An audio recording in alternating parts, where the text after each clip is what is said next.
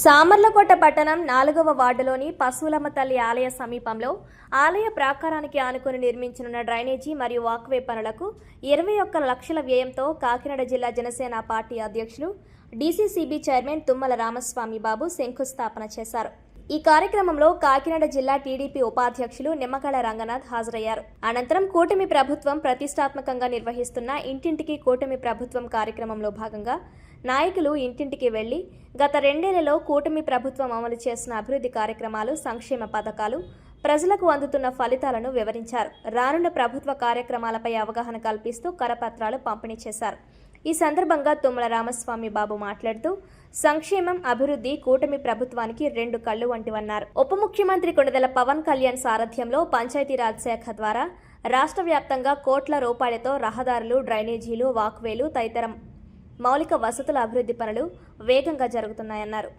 ఈ కార్యక్రమంలో Samarlakota market committee chairperson Andugula Manikumari, George Chakravarthi, Gowda corporation chairman Badugu Srikanth, Samarlakota పట్టణ జనసేన పార్టీ అధ్యక్షులు దొమ్మిటి సరోజ్వాస్, శ్రీ భీమేశ్వర స్వామి దేవస్థానం చైర్మన్ కంటే బాబు, 5వ వార్డు ఇన్ఛార్జ్ తుమ్మల ప్రసాద్ తదితరులు పాల్గొన్నారు. ఈరోజు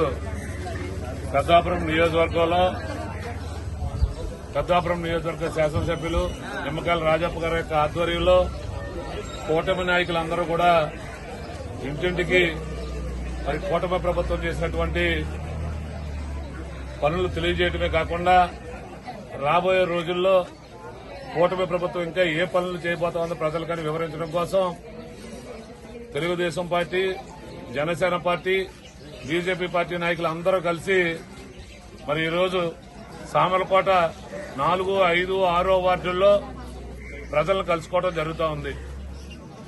ప్రజలు ఇప్పటికే మాకు బ్రహ్మాండంగా స్థానిక శాసనసభ్యులు రాజప్ప గారి యొక్క ఆధ్వర్యంలో మరి విజనరీ ముఖ్యమంత్రిగా ఉన్నటువంటి చంద్రబాబు నాయుడు గారు, మరి పేద ప్రజల పక్షాన్ని నిలబడేటువంటి పవన్ కళ్యాణ్ గారు బ్రహ్మాండంగా మాకు రోడ్లు గాని, డ్రైన్లు గాని బ్రహ్మాండంగా వేయడం జరిగింది. ఇంకా చిన్న చిన్న సమస్యలు చెప్తా ఉన్నారు. ఆ సమస్యలు గత ప్రభుత్వంలో మరి చాలా నిరుపేదలకు కూడా 4-5 కరెంటు బిల్లులు ఉన్నట్టు, కరెంటు మీటర్లు ఉన్నట్టు కూడా అప్పట్లో వాళ్ళు వాలంటరీ వ్యవస్థ చేసినటువంటి పొరపాట్లు ఈ రోజు మమ్మల్ని ప్రశ్నిస్తా ఉన్నారు ప్రజలు.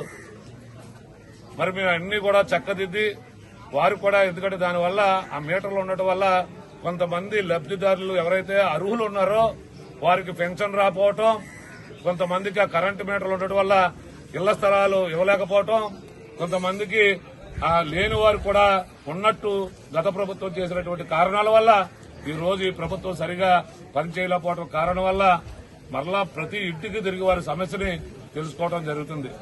దానికి ఎవరైతే సమస్యలు చెప్పారో ఆ సమస్యని వెంటనే పరిష్కరించే దిశగా రాజప్ప గారు గాని, జనసేన పార్టీగా ఉన్నటువంటి మేము గాని మేము అందరూ కూడా కలిసి పనిచేస్తా ఉన్నాం.